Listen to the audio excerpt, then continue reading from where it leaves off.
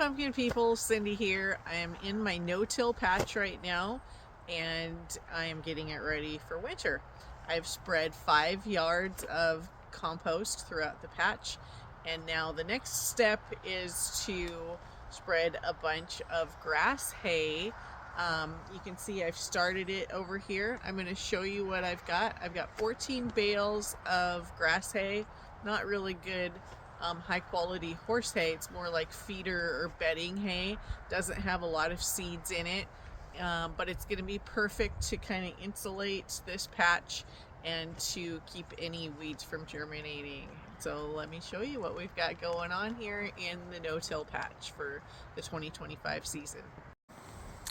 So I've spread some of this hay over the top of the compost in the no-till patch, and I've got a few more bales left to do. I bought 14 bales for this 24 by 48 foot garden area. And so what I've been doing is just breaking off these flakes and then laying them down on the ground and then just kind of gently spreading them apart so that they maintain their flakiness. See how they come off in chunks?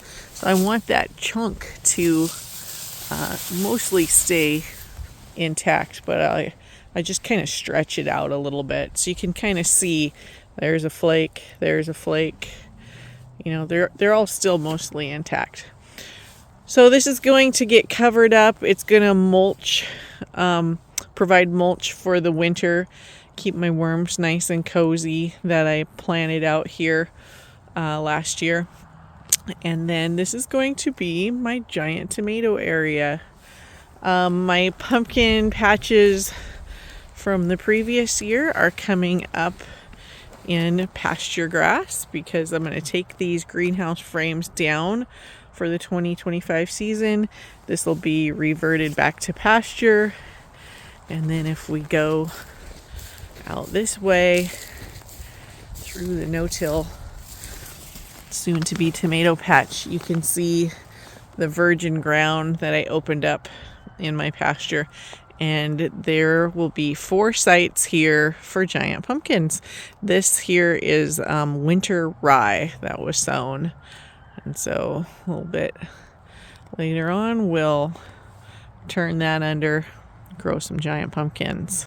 All right, so there you have it. I've got 14 bales of grass hay spread all over the top of my amended and composted giant tomato patch, my no-till patch, and I am super excited about what I might grow for next year in this patch. Why mulch? Well, I read a book from the guy who grew the biggest yielding. He's got the Guinness World Record for the most yield on a tomato plant, and that was one of his big things that he believed in was mulch. Jay Yohe, just this last year, had a breakout season, grew some tremendously big tomatoes. What did he do the previous winter? He mulched it with goat hay. And then I drive by the 2024 tomato grower of the year's house all the time on my way up skiing, and Brandon, when I look at his tomato patch, has it all mulched in hay. So I think between those 3 sources of giant tomatoes, I'm on the right track for 2025. Okay, I'll see you next time.